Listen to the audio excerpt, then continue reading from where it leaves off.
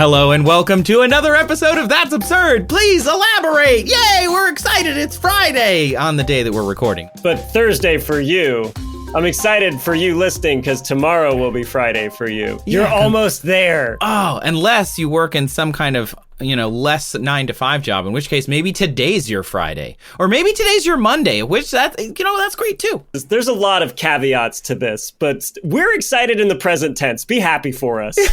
And you be excited too, because you're listening to That's Absurd. Please elaborate. This is a show where we answer science questions that people send us. Well, we answer them with science, but the questions are usually ridiculous or some other adjective that implies not normal. Goofy. In the best way. Weird. Silly. Yeah. I'm Trace. I'm a science communicator, and I make things about science. And I'm here with Julian, who does ditto. that. Also.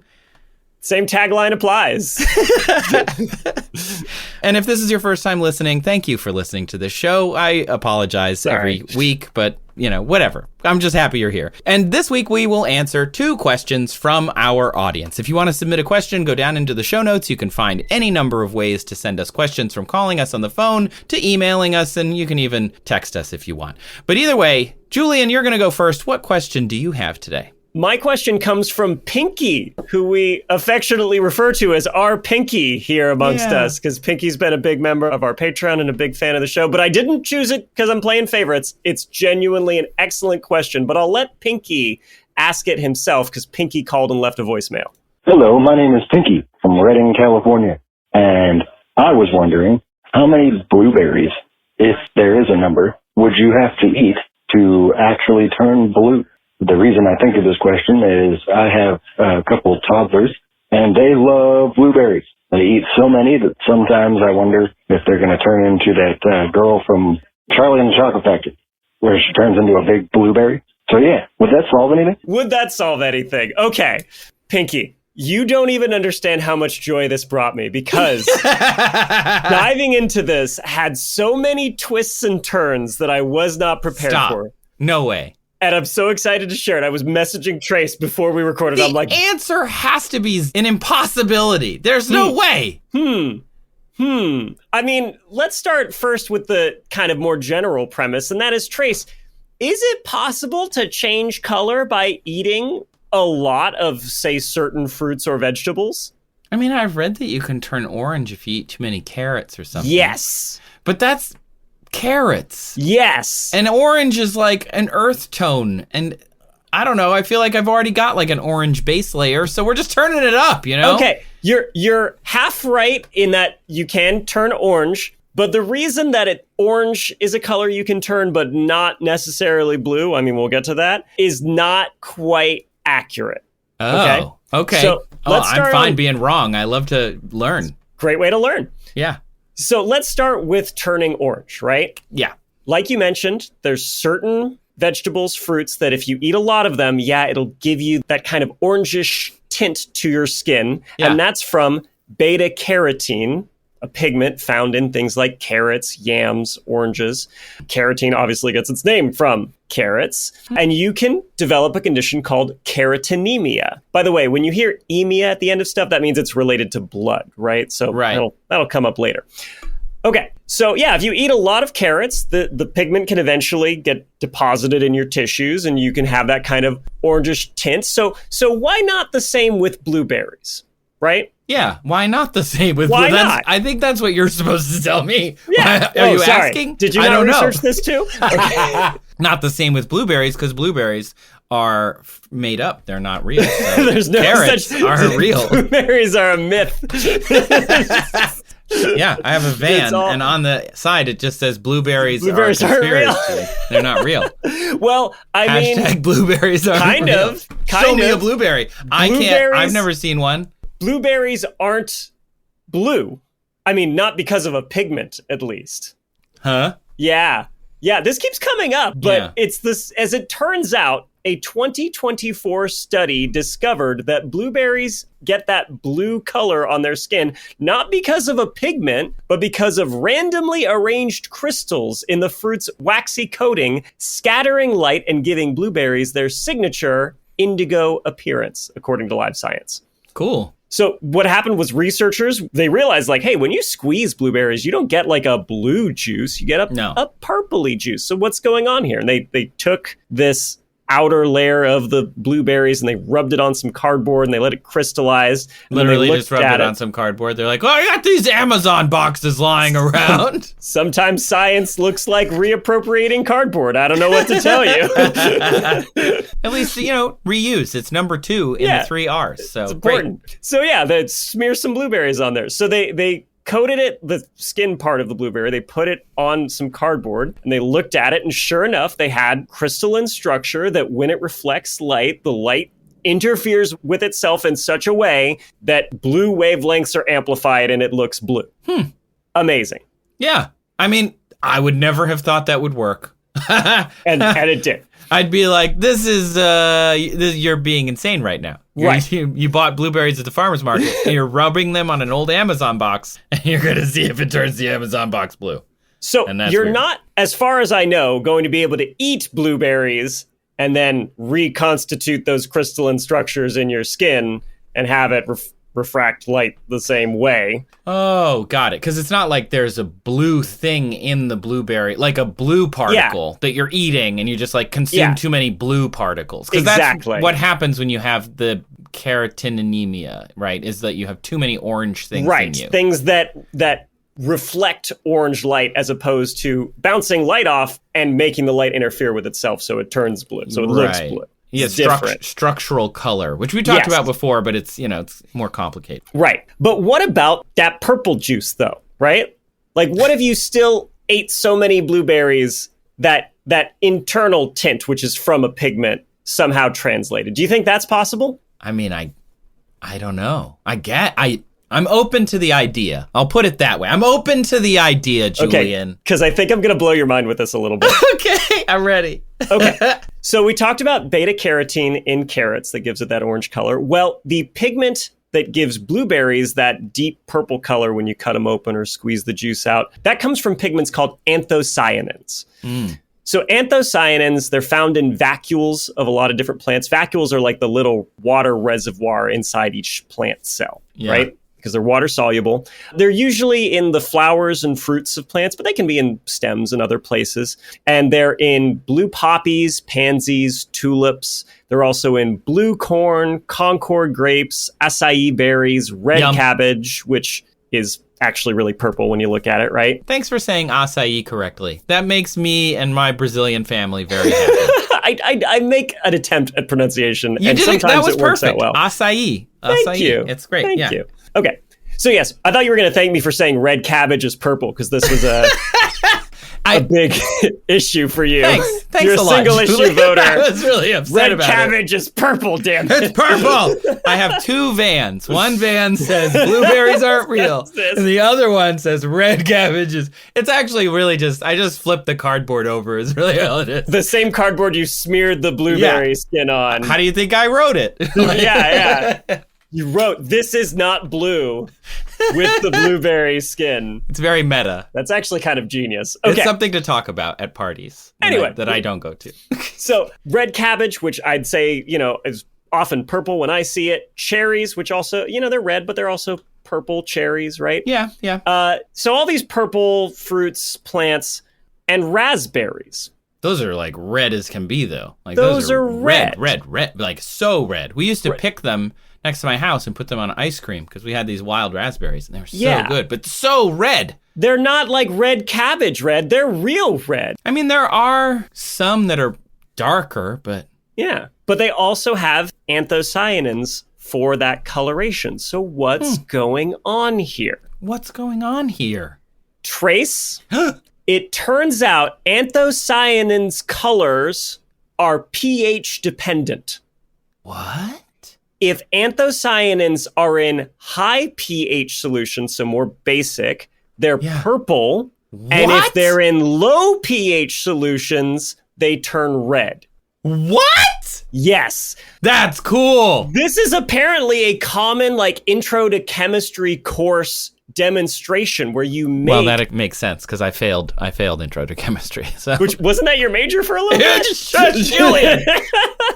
But you can That's why I changed. You can make a crude pH indicator, and in these classes, they often do it with red cabbage. So they take the purple cabbage, and if you put it in acid, you actually turn it red. Or, well, you blend it up so you get the pigment. But yeah, Wow. So red cabbage can be red. If it's more acidic and less basic. Yes. So you're going to have to retire that side of your Van sign. Well, dang it. Sorry. I just won't flip it over. But this is why, right? So acid, let's just briefly remind everybody how it works, right? pH is a measurement of how many hydrogen ions there are in a solution, right? And a hydrogen ion is just a proton. That's all it is, with a positive charge. So it's really good at grabbing electrons, which can mess up other molecules if you rip electrons off, right? Right. And just as a mnemonic to remember it, easy mnemonic, not one of my mnemonics. This one's easy. I was getting pre-frustrated. I was ready to be upset.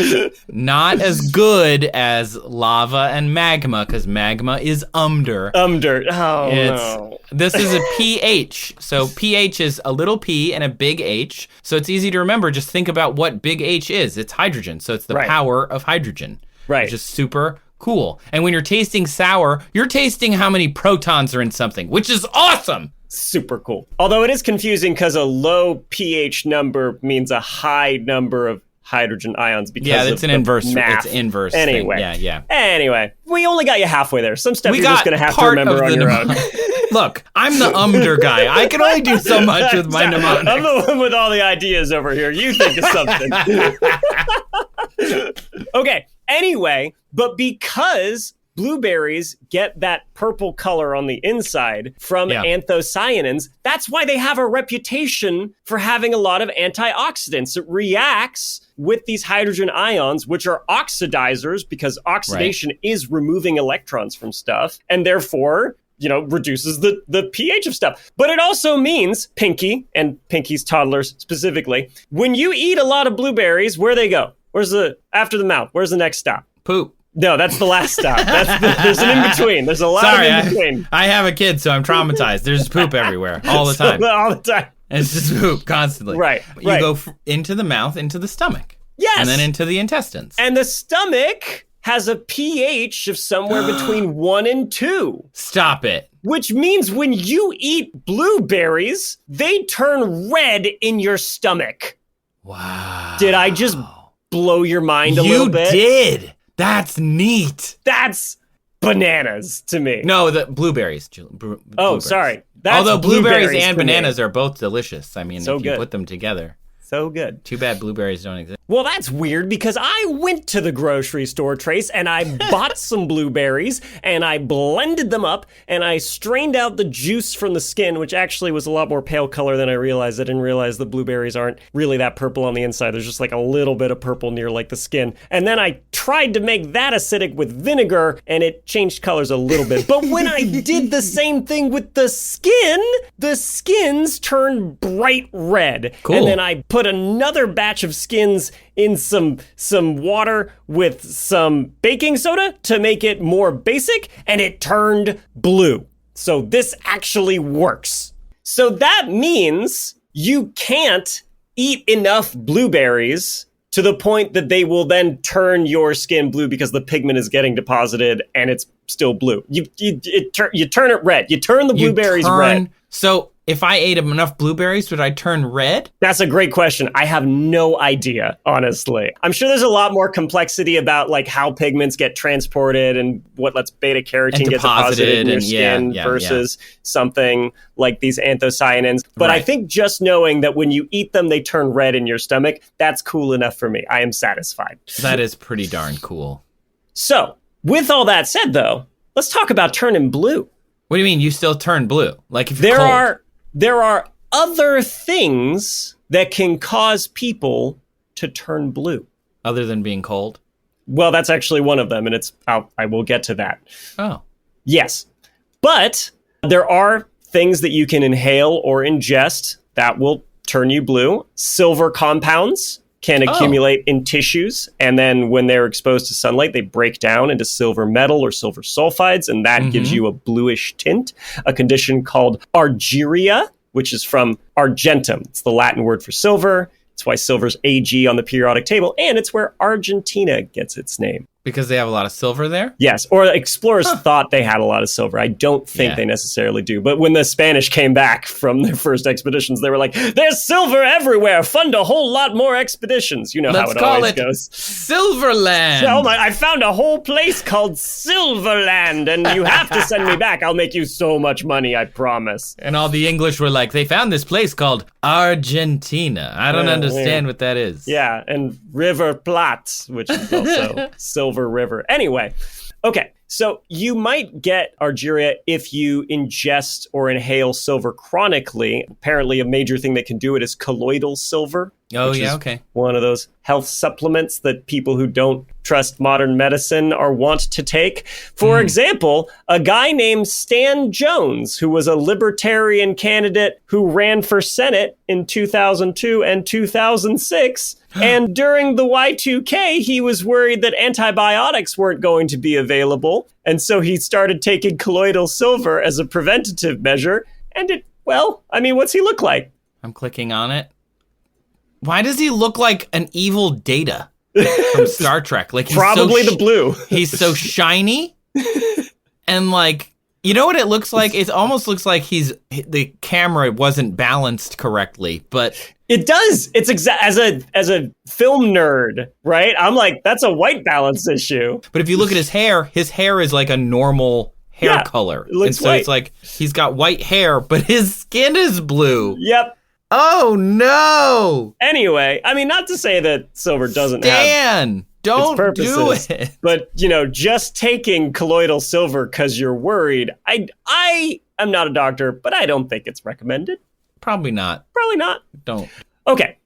At least not to that level, So that is argyria, but there are other conditions that cause blue coloration, like cyanosis.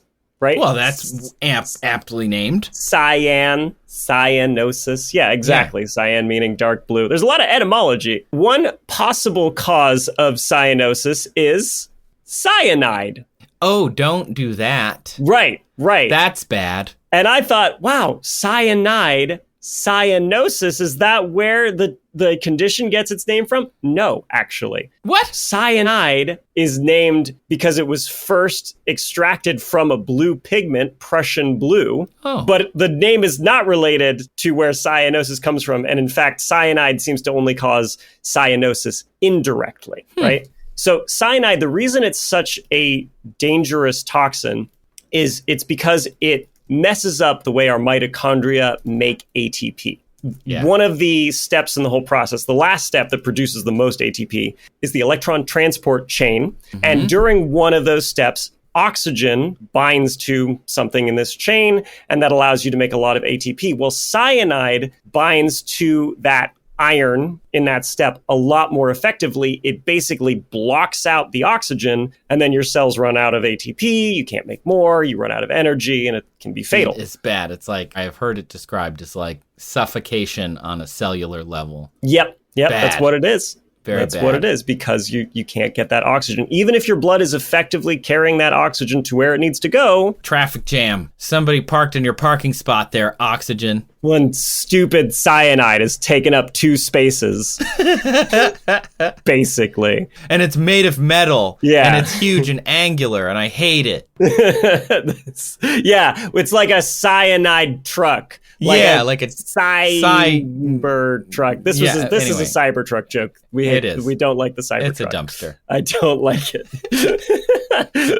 I mean, everybody's got their own taste, but I personally think it's the most hideous thing on 4 wheels. Anyway. Also poorly made. Every time I lane split by one on my motorcycle, I have a vision of me getting impaled on the spiky corner of the darn thing. So anyway. Yeah. So, yes, if you have a cyanide poisoning, you can indirectly have tissues turn blue. Huh. And you can get cyanide poisoning from things that you eat, particularly almonds and apricots. Yeah, don't eat too many. But how many is too many to kind of... I mean, it's got to be like a lot. I'm sure Pinky would want to know. Yes, it's true. So we have domesticated almonds So the level of cyanide generating compound in them is about 40 times less than wild bitter almonds. But to get a lethal dose from bitter almonds, you would need to eat about 50, it's estimated, if you're a normal-sized adult. So a lot less if you're a kid. So yeah, not too many almonds if you're an adult. But if you were eating like sweet almonds that you could buy at the store, you'd need to eat about 40 times more. So about 2,000 almonds. That's a lot of almonds. I think you're going to be okay. I don't think you're going to be able to get to that. And you have to eat them quick enough that you haven't processed the ones that you ate first. Yes. By the time you get to the last one. For the math, at 2,000 almonds, if you ate an almond every second, 2,000 almonds would take you 33 minutes and 30 seconds. Straight. So you'd just be like, every second you're throwing almonds in. Yeah, just an almond machine gun into your mouth. Yeah, that's a lot. And even then, I don't know, because, again, 30 minutes later, I don't know how much you've processed already. I don't know how it would build up, but that's a lot. Let's talk about another condition that can cause blue coloration. Joining a group who of plays PVC pipes with paint. You just become blue. Like all of a sudden, you can no longer speak. Yeah. You're just blue. I'm afraid I blew myself. If you could speak, you'd say that. If you could, but you can't. But you can't. You can't speak. Can't. That's your whole thing. That's one of the symptoms. Okay. So aside from cyanide indirectly causing this discoloration, there's a lot of other things that can cause cyanosis. Most of them are related to problems basically getting your blood to deliver oxygen to where it needs to go. These things can be heart issues, they can be lung issues, they can be issues with the blood itself. And I want to focus in on one of them specifically called methemoglobinemia. I was going to say, there's got to be a hemoglobin issue. And the emia that we talked about, because it's blood related. Yeah. Right? Yeah. It means there's a deficiency of hemoglobin in your blood. That's anemia, yes. Yeah. Methemoglobinemia means that the hemoglobin has changed form. That's the met part of it, right? Cool. So normally, your hemoglobin in your blood, that's what gives it that red coloration. It's got iron that grabs oxygen. Each hemoglobin can grab 4 oxygen atoms, right? And then you have a lot of hemoglobin in your red blood cells, and then you have a lot of blood cells. And that's how you can transport the oxygen you need to where it needs to go. So the iron that grabs it, though, is a specific species of iron in chemistry, right? So there can be different species of certain elements. And so for iron, if it's Fe2+, meaning it has a positive charge of 2, it's ferrous iron. And that's usually what hemoglobin has and uses to grab onto oxygen. Yeah. But if hemoglobin is oxidized, if an electron is removed from that iron, it becomes ferric iron, Fe3+. And that does not bond well with oxygen. Uh-oh. Right. Now, we have some level of methemoglobin in our blood normally, right? That's with that ferric Fe3+ iron. But it's very low. It's about 0.5%. Oh, that's pretty low. Yeah, it's fine. And it turns out methemoglobin actually has a use. Ah, what is that? It can be used to treat cyanide poisoning. Wait, what? Yes! Huh. So cyanide, when it bonds in your mitochondria to that part of the electron transport chain, it's bonding onto ferric iron, Fe3. Huh. Right? If you have enough methemoglobin in your blood, then the cyanide grabs that first. In the bloodstream before it gets... So, that's clever. So I treatment like it. for cyanide poisoning, if somebody is at risk of dying from cyanide poisoning, is to induce methemoglobinemia, where you up the level of methemoglobin in their blood, and the cyanide grabs that instead. Oh, that's great. Isn't that is fascinating? Super cool. That is good. I like it. I like that. That's really neat. Now, methemoglobinemia, though, it can have genetic causes, right? Because our body naturally can convert that methemoglobin back into hemoglobin using basically a string of different proteins and enzymes that eventually one of them adds an electron back on, right? That electron back at the end of the whole chain. And this chain starts with, by the way, glucose-6-phosphate dehydrogenase, or G6PD. It produces NADPH, which makes NADH, and that's the thing that reduces methemoglobin back into hemoglobin. A deficiency of G6PD is actually the most common enzymatic deficiency worldwide. About 400 million people have it, because it actually might have some benefits with dealing with the malaria, and preventing malaria. When you have G6PD deficiency, you can change color if you eat too many fava beans. Like if you're eating a human being with fava beans and, and liver and a nice Chianti. And you eat too many of the beans because maybe the liver is from a person, and you're like, I'm polite and I'm going to take it, but I'm not actually going to eat it. I'll have a bite. Kind of creepy. I'm not going to I'm at dinner, but I'm just trying to be polite here. Yes.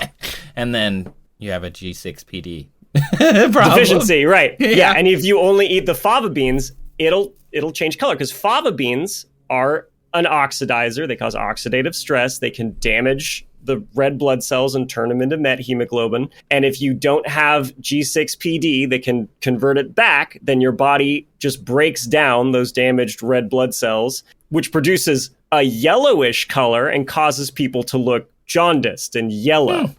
Which is, by the way, when you get a bruise, you know how you go through the stages of it's red, then it's purple, then it's yellow. That's, of course, if you're light-skinned. It goes through those stages because it's first oxygenated blood, then it's deoxygenated blood, which looks more bluish purple through your skin. And then when it breaks down, it turns yellow. So this is the same thing that's happening in a bruise, basically. But for people with G6PD deficiency, it turns them yellow all over and their urine dark. And so if you are one of these people, these 400 million people, which is usually more frequently men, and they're around Africa and the Mediterranean. If you eat a lot of fava beans, you can change color, and you can get blood that might make you look blue, but because your body breaks it down, it turns you yellow.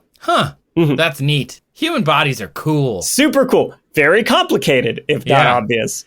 Don't tell the wellness people that there's a deficiency 400 million people have. Otherwise, we're going to see a lot of TikToks about it. Yeah. Why not balance out that yellow with some blue by taking this colloidal silver? Don't do it. Don't do it. Think of Stan. Stan the blue man. Don't be like Stan. Okay, let's go back to methemoglobinemia, though, because there's just one little extra thing that I wanted to add on to. And credit to Joe Scott from Answers with Joe, who's been on the pod, because he brought this up and I hadn't heard of it. But there are people where if they have an issue creating that enzyme that turns methemoglobin back into just regular hemoglobin, they can have a buildup of methemoglobin, and eventually they can look blue. And there was an entire family from Kentucky in the 18 and 1900s that, because, there was just not a lot of genetic diversity in the gene pool, and there were these recessive alleles that caused methemoglobinemia, a lot of people in this family were blue, and they were known as the Blue Fugates. Good band name. Well, there's already a Blue Man Group, though. Yeah, but not in the 19th century. Oh, well, so they got to it first? They got to it first. That's what must be where the blue, you know what? That was the original Blue Man Group. There you go. They evolved, the band has just been around for so long that now they play plastic PVC pipes, but back then it was logs. Just playing logs. Just hitting a log. Just hitting logs, and, making beats. Next thing you know, the Blue Fugates changed their name because they had to bring in people that weren't Fugates, Would they technically be Kentucky bluegrass music, or? I think technically, yes. Okay. Clearly it would be, yeah. It's from Kentucky. They're blue. And they sit on the grass while they hit the log. That's all tracks. This episode put a lot of disparate things together in my mind. This was like seeing the code of the Matrix, I get it now. Pinky, what have you done to me? Okay, so the Fugates, though, were eventually studied by a physician named E.M. Scott. He tried to figure out why they were blue. He realized that they had this deficiency of an enzyme, and he treated them with a blue dye called methylene blue. I've heard of that. It's a salt that can be used to treat methemoglobinemia because it reduces the methemoglobin back to a state where it can carry more oxygen, and then turn people not blue. You use blue dye to turn people not blue. Okay, so to recap, something that comes from a blue pigment can turn your extremities blue, and if that's happening, a way to solve it is something that might turn your entire body blue, but if you have that condition, a way to solve that is from another blue dye. So blue is the cure for blue, which is the cure for blue. I mean, that makes sense. Witchcraft, right? You just put the blue in there, and it takes the other blue out. Yeah. Too much blue makes less blue, apparently, is what we're learning. Totally. Okay, which was bananas to me. Sorry, blueberries to me. Perfect. Thank you.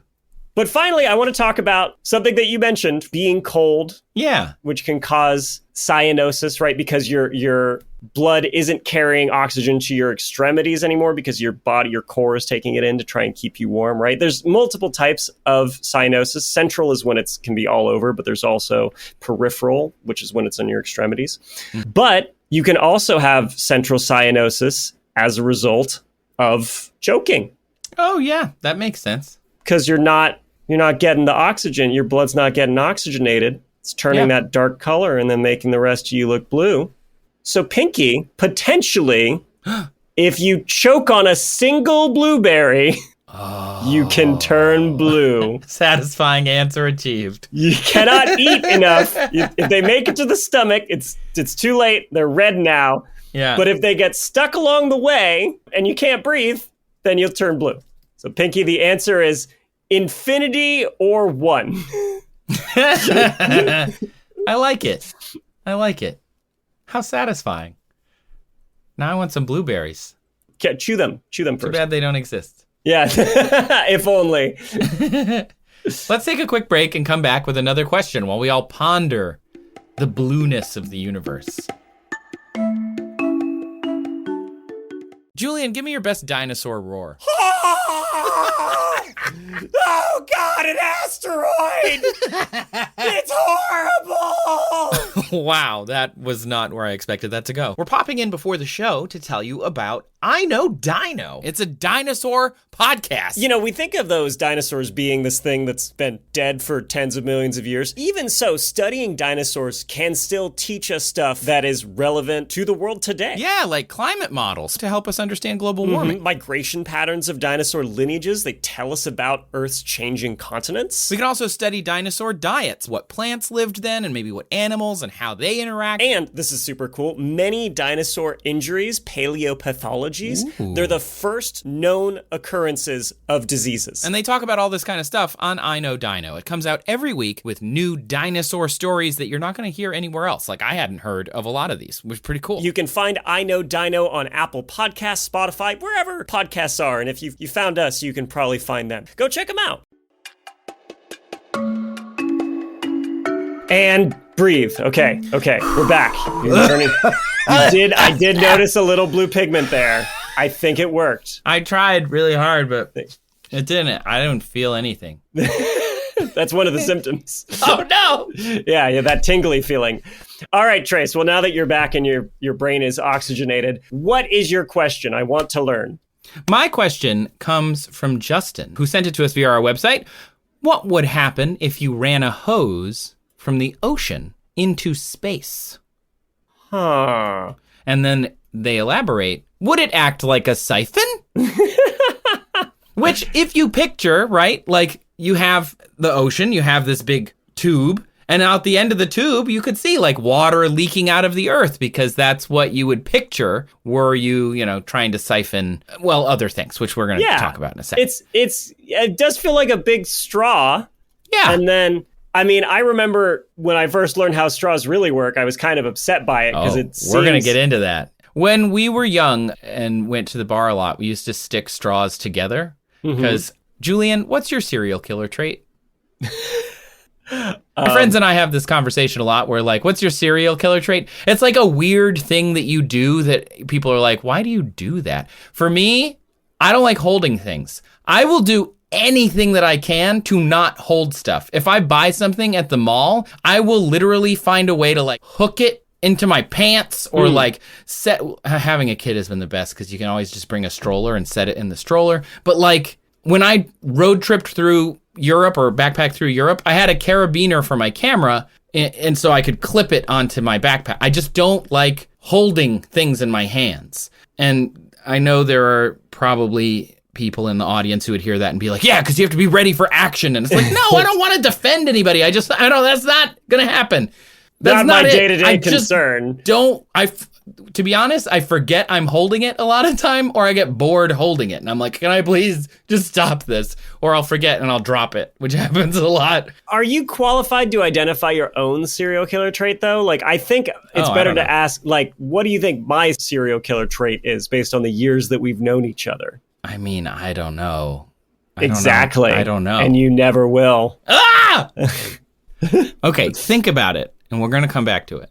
So when we were young, because I don't like holding things, I figured out how to put a bunch of straws together, and I would put a pint glass of beer in my pocket, and I could drink the beer out of the straw without holding things. And you, I assume, had never been enlightened about the existence of helmets that kind of do the same thing? There was no way to order a helmet. Okay. There was no Amazon. You had to go to like the Spencer's Gifts at the mall. BYOBH. It was like $50 or $20. I was poor. I didn't have that. Bring your own beer helmet. What I did have is free straws. And so we would do that. And we would also try and drink out of a straw as big as we could make it. So like 10, 15 straws all stuck together. And you really had to suck really hard to get the beer out of the pint glass on the table over there to like where you were standing up away from the pint glass. Yeah, it's really hard to drink someone's milkshake from across the room.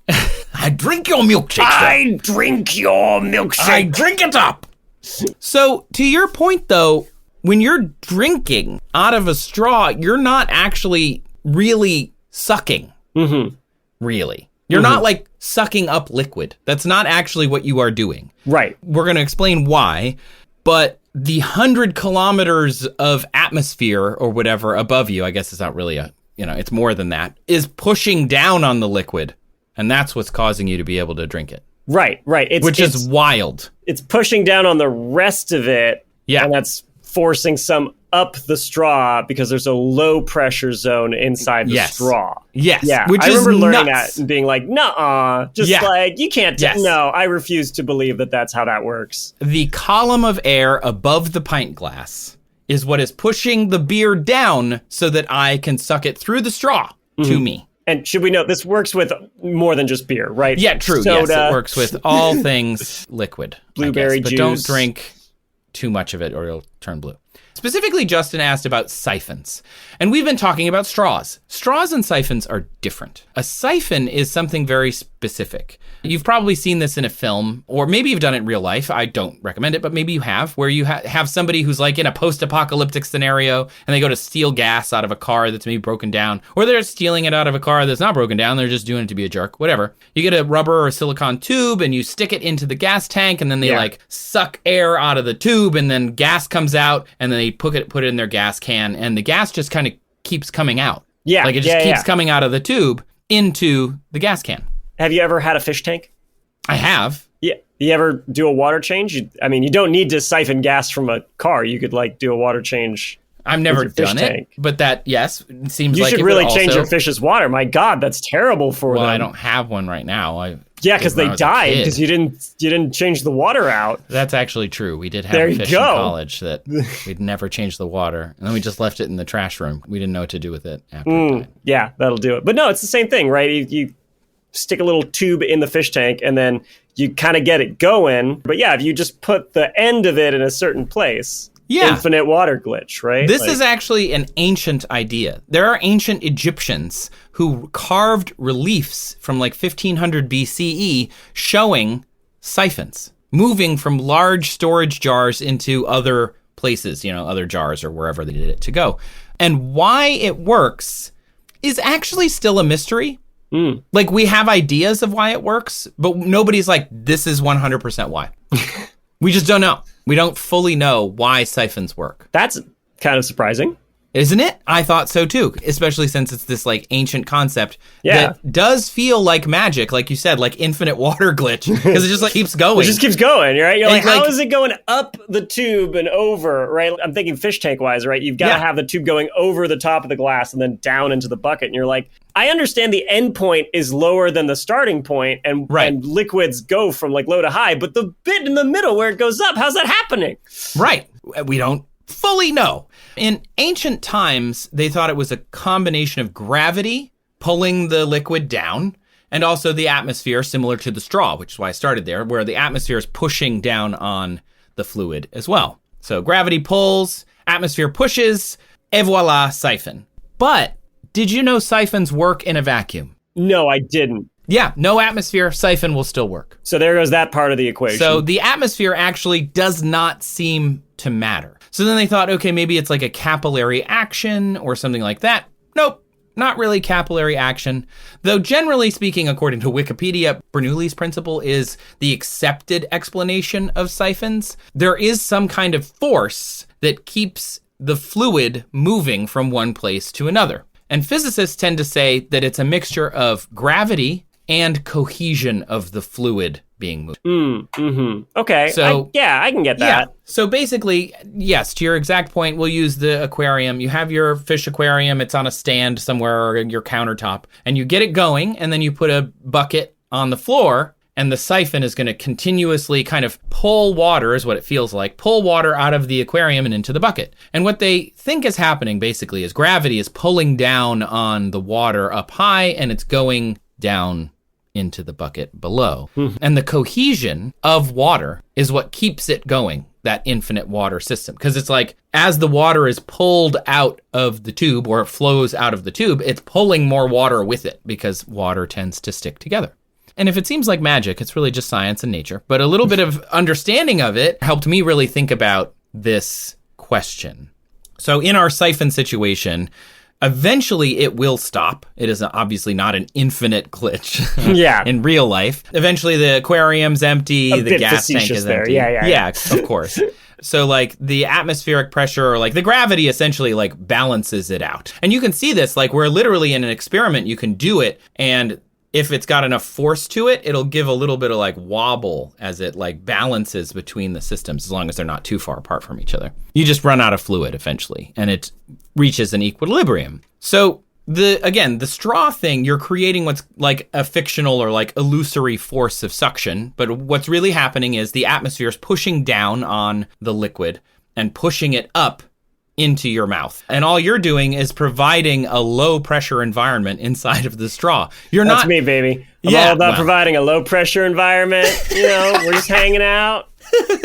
Yo, welcome to the straw. Whatever you want, man. We're chill here. Low pressure environment. Super chill. Low pressure. I understand, you got a lot of things stressing you out. I'm not going to be one of them, babe. Just low pressure. Low pressure environment. Wow. Good band name.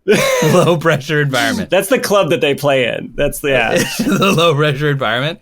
They just play. It's very atmospheric, I feel like.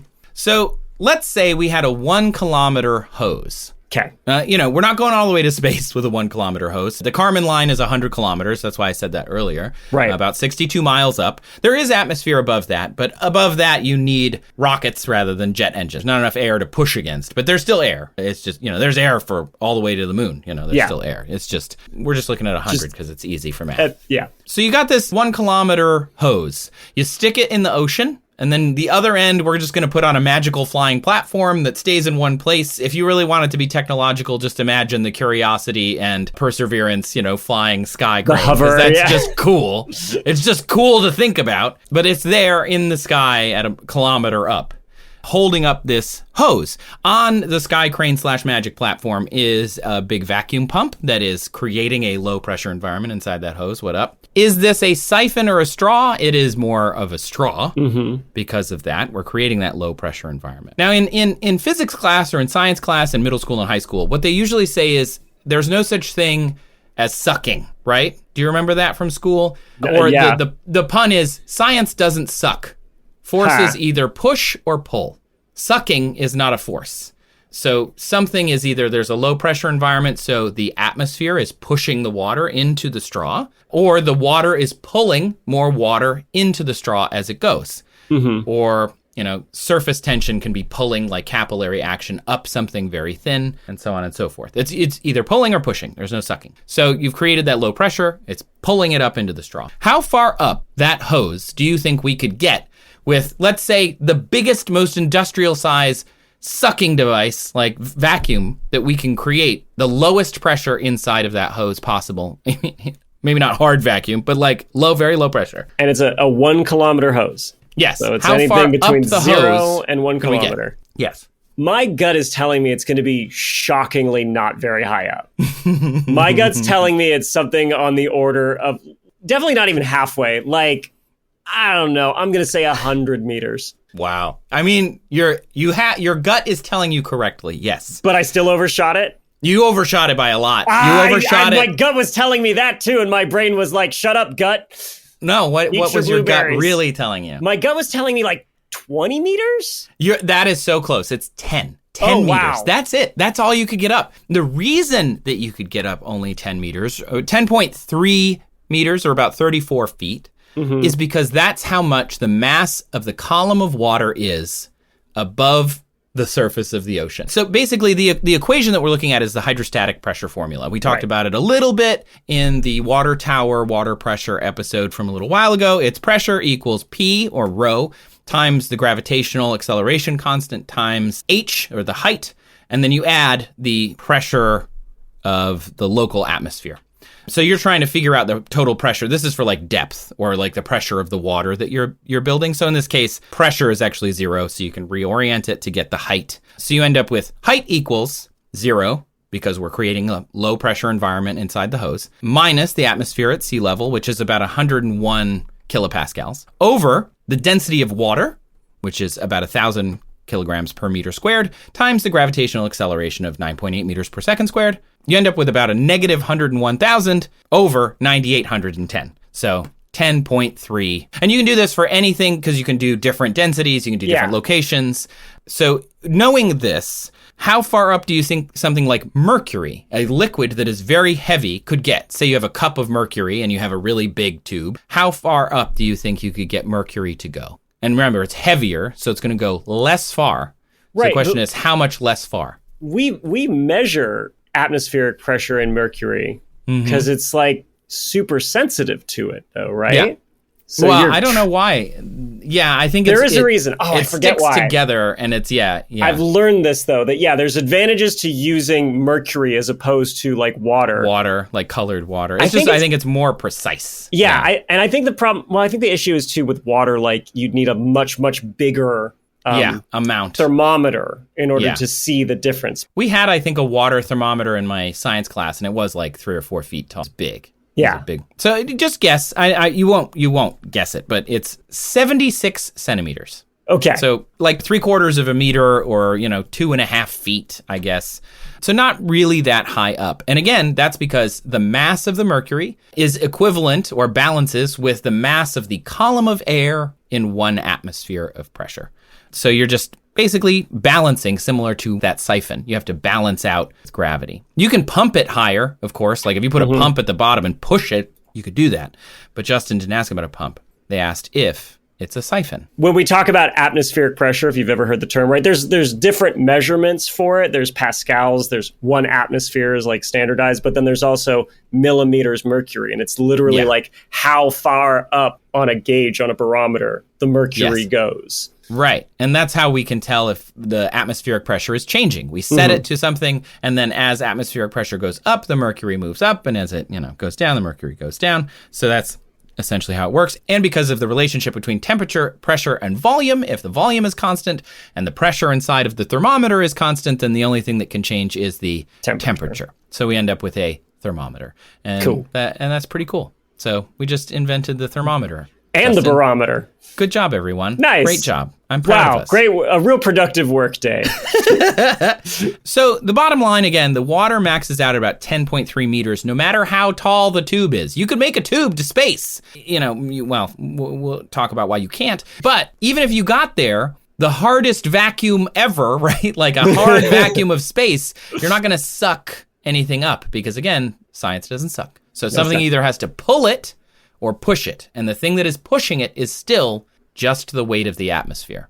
Yeah. It doesn't get more if you make the tube longer. Yeah, it's the same atmospheres on top of it inside the tube if there's no vacuum generated, right? So it would be just like putting a straw in the ocean but not sucking on it. It just sits there.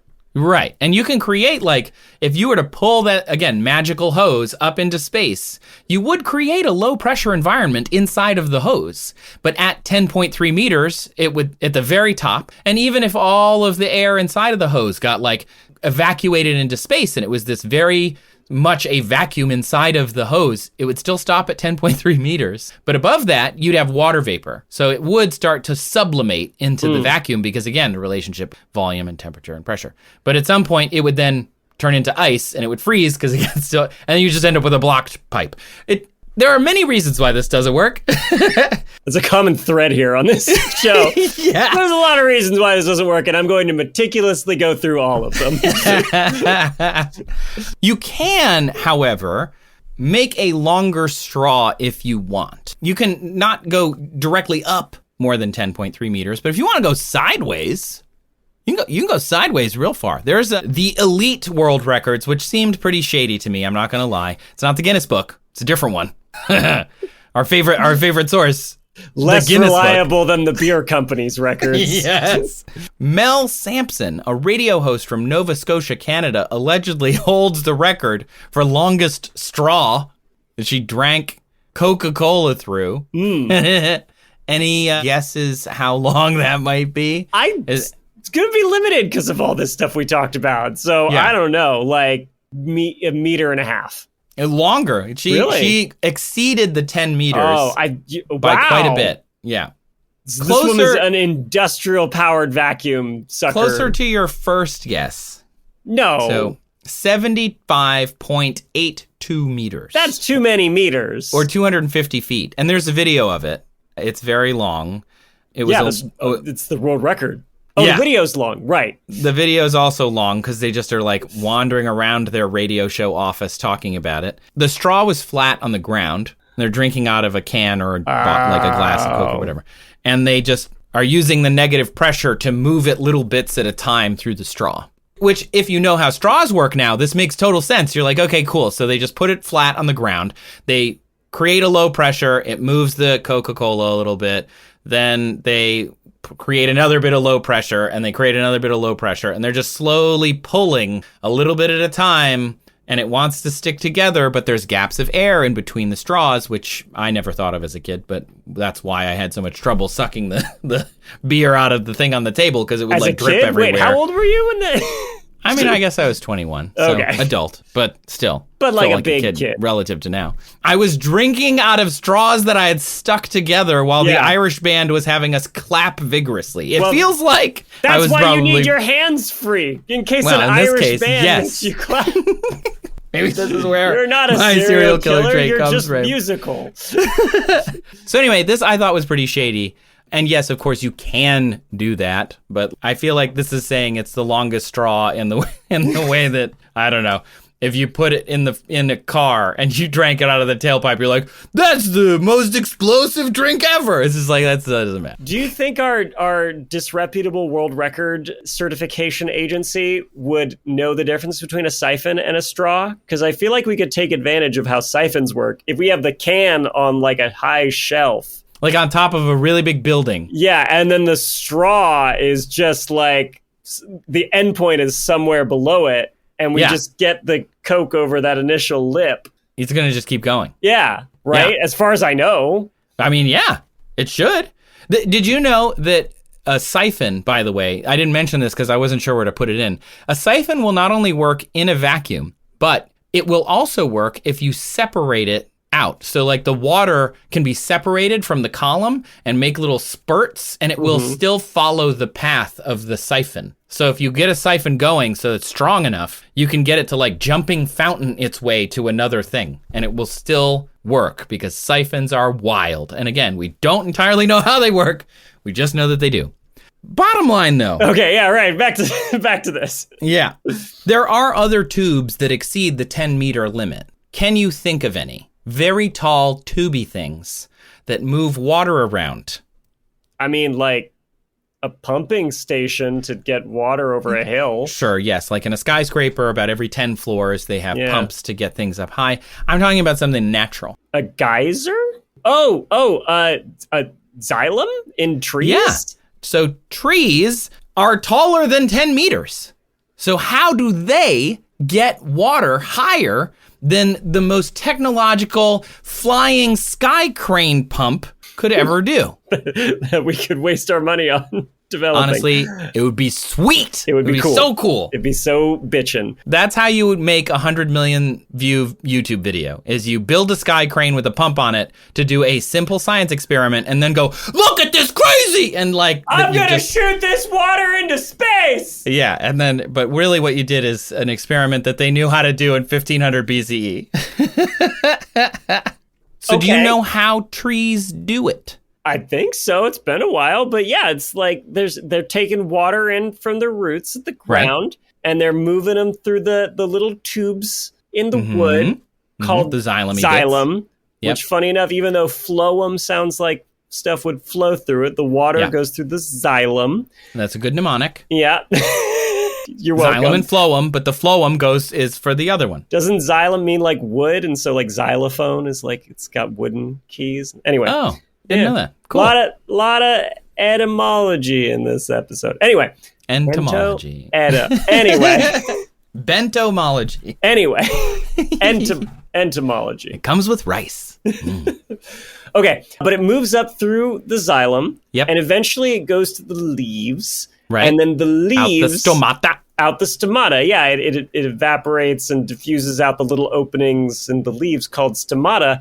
And I think, it's just what we talked about earlier with water sticking together. It's got to be an unbroken flow of water. I know this, right? Like when you cut flower stems, right? If you cut the stem flat and then stick it in water, there will be an air barrier between the water inside the flower and the water in your vase, and it won't take up the water. But if you cut it at an angle, it lets the water actually continuously flow and work.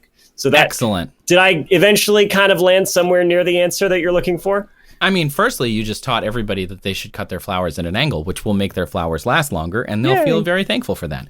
But what you're really getting to is the cohesion tension theory. So water molecules tend to stick together, cohesion, we've talked about this already, and they want to stick to other things, which is adhesion.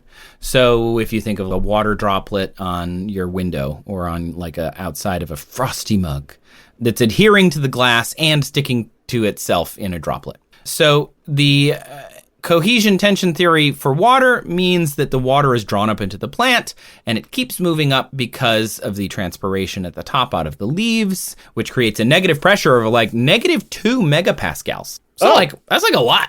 It is. Like I guess across all those leaves, that would make sense, wouldn't it? That's like 20 times negative atmospheric pressure, which if you do the math, can get you, if you think about it, about 103 meters tall.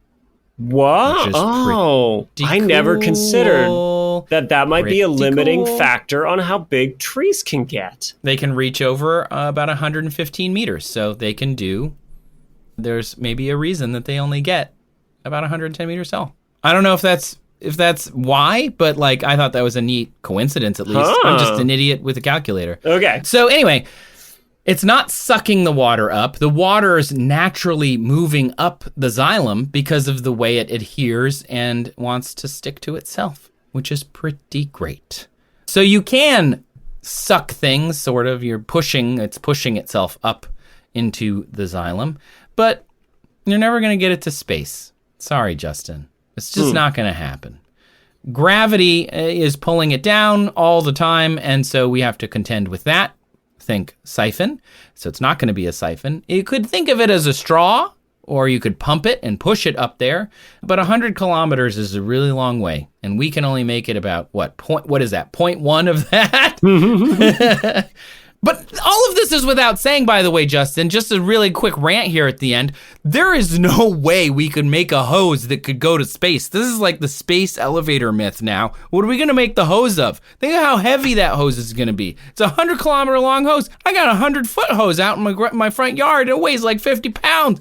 It's so heavy. You can barely carry it around now. Imagine a 100-kilometer hose. What's holding it up? Well, if you make it just like 384,000 kilometers more, you could tie it to the moon.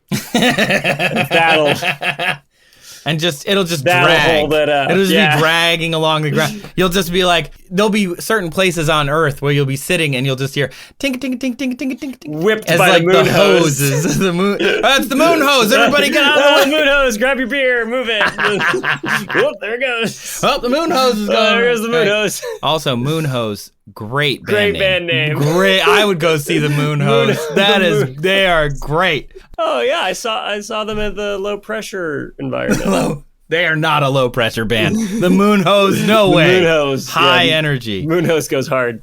Yeah. So yeah, space elevator. If you don't know what that is this idea that you would basically anchor something on the ground near the equator, build a really, really tall cable, and at the other end of the cable would be some kind of space station. And it would be geosynchronously locked, and the cable would be taut, and something could like climb the cable to get to space. And it would be nice and slow, but also really easy and safe, and you could do it repeatedly, and it would just cost electricity to get up there. The thing is, we don't have a known material that can hold the weight of the cable itself spinning around at the equator. We can get, close, like 70% of the way there, but it really comes down to like, we can't make anything strong. We have some ideas of what could work, like a carbon graphene situation that maybe there's something there, maybe nanotubes, but they're probably not strong enough. But like, you can't make a hose that goes to space, let alone make a siphon. But could you have one long enough to go into the Grand Canyon and then... Honestly, yes. So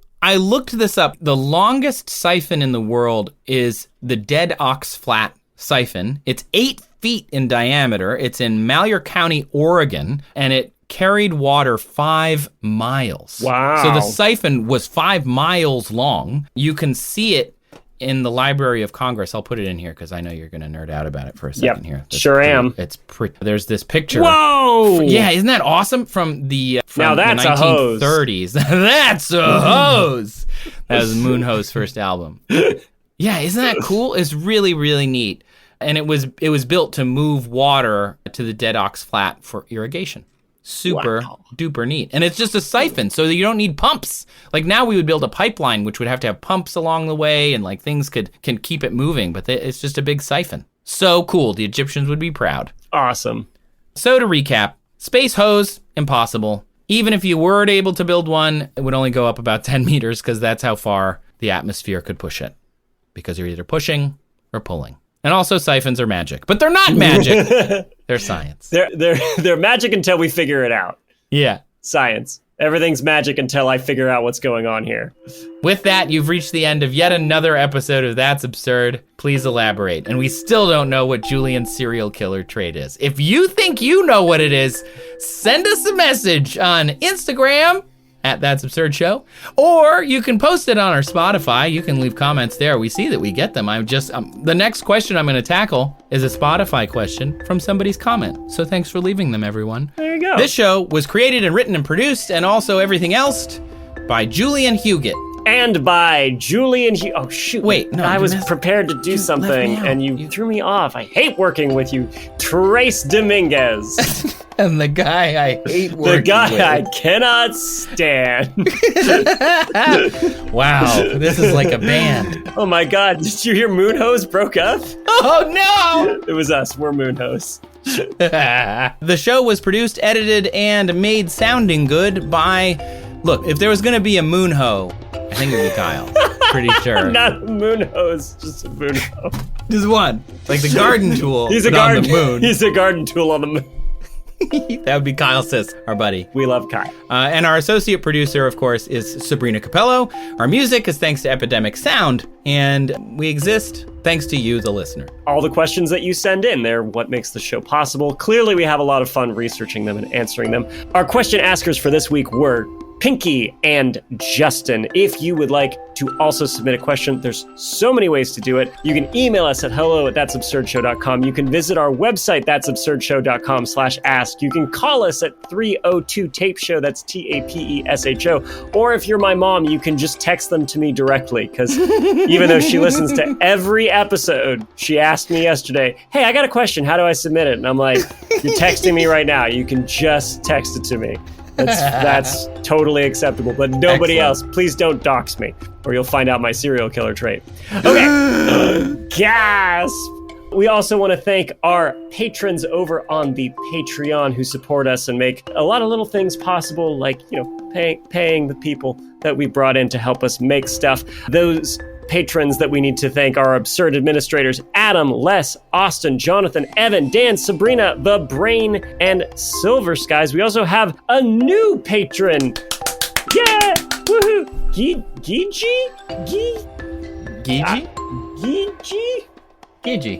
Sure, Gigi.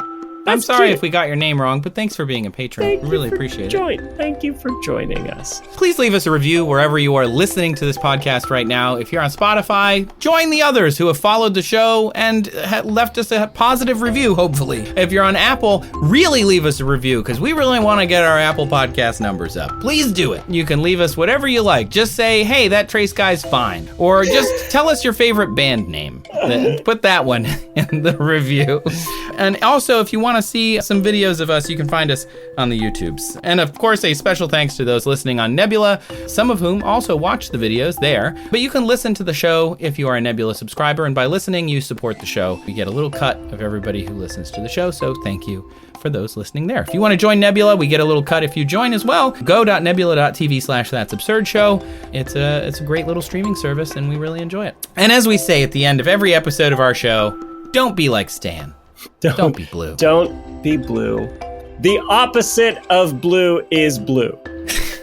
The cure for blue is more blue. The cure for blue is blue. Is blue. As we say at the end of every episode, blueberries don't exist. Don't believe what the government tells you. As we say at the end of every episode, phloem ain't for flowin'.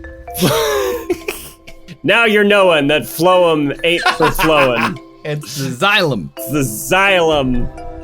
Oompa Loompa, do-ba-dee-doo. Julian's got a blueberry question for you. What do you get from a hose to space? Is it a straw or a siphon as trace?